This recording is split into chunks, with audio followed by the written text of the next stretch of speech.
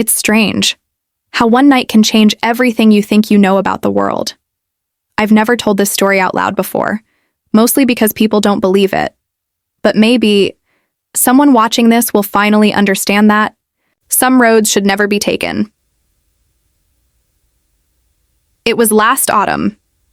The air had that damp, heavy feeling like it could rain at any moment. My boyfriend Ethan and I were driving back from a weekend in the countryside, along with two of our friends, Daniel and Claire. We left late. Too late. By the time we hit the outskirts of the city, it was already close to midnight. Ethan, in his usual overconfident way, said we could save almost half an hour if we took the old forest road, a narrow strip of cracked asphalt that wound straight through Blackwood Forest. I remember saying, "I've heard things about that place." Ethan laughed it off. "Just ghost stories, Emma. We'll be fine." The turnoff came up faster than I expected, and soon the glow of the main road was gone. The forest seemed to swallow us instantly, trees so tall they blocked out the moon, their bare branches tangling like black claws over the road. At first, there was just the sound of the engine and the occasional crunch of gravel under the tires.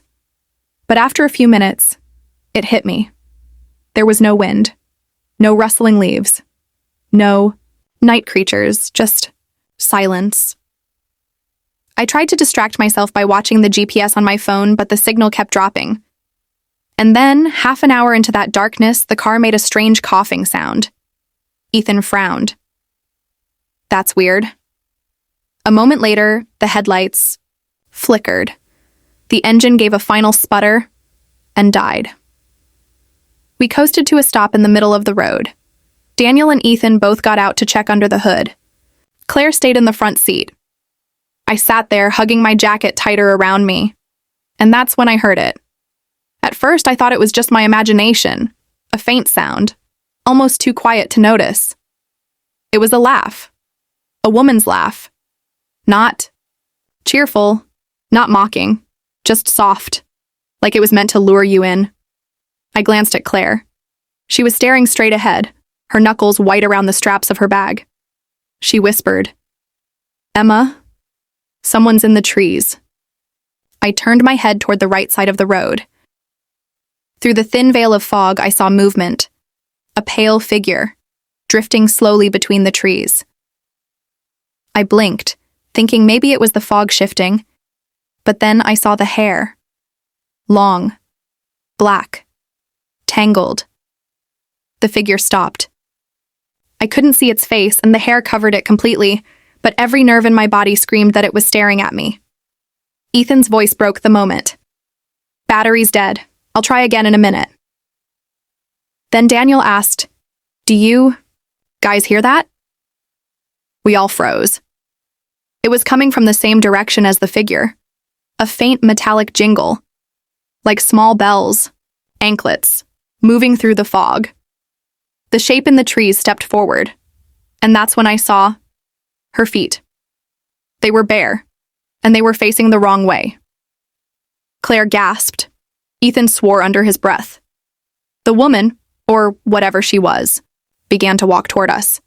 Her head stayed tilted to one side, her hair swinging slightly with each step. The bells grew louder, closer. I couldn't breathe. Ethan shouted, "Get in the car!" Forgetting we were already inside, and scrambled back into the driver's seat. He turned the key. Nothing. She kept coming, 20 feet away. 10. Her face was still hidden, but the closer she got, the more wrong her movements seemed. Her steps didn't match her speed, like she was gliding. And yet the sound of her feet crunching the dirt was loud, deliberate. 5 feet away now. Then, she stopped, right beside my window. Slowly, she lifted her head. Her hair fell away from her face. Her skin was so pale it looked almost blue under the dim headlights. Her lips were cracked and stretched into a small, knowing smile. Her eyes, they weren't human. They glowed faintly, red like embers buried in ash. She leaned forward until her face nearly touched the glass. I wanted to scream, but no sound came out. Her lips moved, just enough for me to see the words, though I couldn't hear them. And then, I did hear them in my head. You shouldn't have stopped. The next second, the car roared to life. Ethan slammed the gas pedal and we tore down the road, the forest flying past us in a blur. No one spoke. Not until we hit the main highway. When we finally got home, I thought maybe I could just forget it. But the next morning, I found something. That made sure I never could. My jacket, the one I'd been wearing that night, was hanging on the back of a chair. And on the sleeve was a handprint. Not dirt. Not mud. Ash. Cold.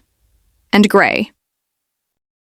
The silence was heavy after I showed them the ash handprint on my jacket. Daniel leaned closer, his face pale. That wasn't there when we left the clearing.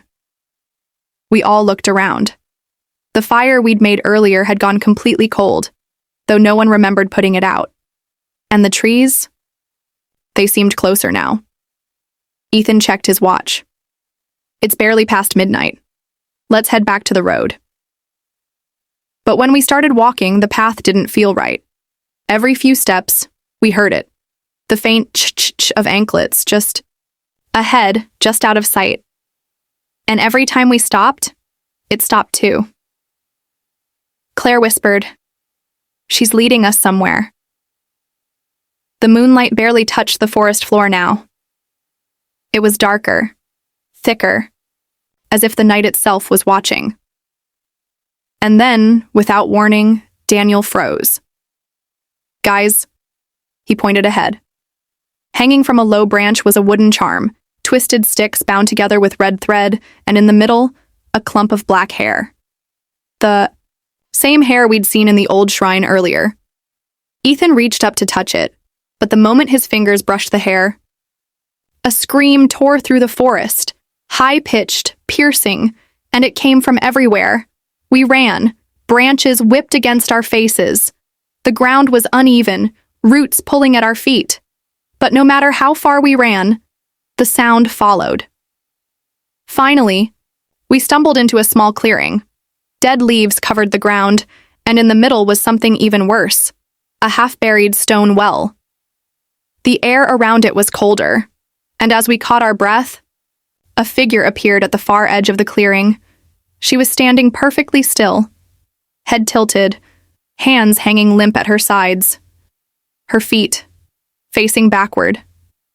Daniel whispered, "Don't move." But her head slowly turned toward me, and she smiled.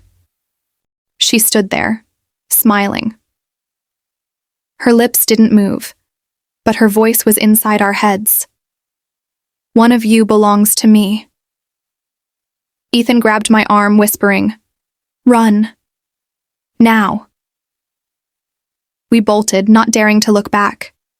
The forest blurred around us. Every tree looked the same, but something was wrong with Daniel. He'd stopped running, just standing there, staring into the darkness. "Daniel." "Move!" Ethan shouted. No response. Claire shook him. His eyes were glazed over. And then he slowly turned toward us, smiling the same unnatural smile as her. "She's calling me," he whispered. "I see her. She's beautiful."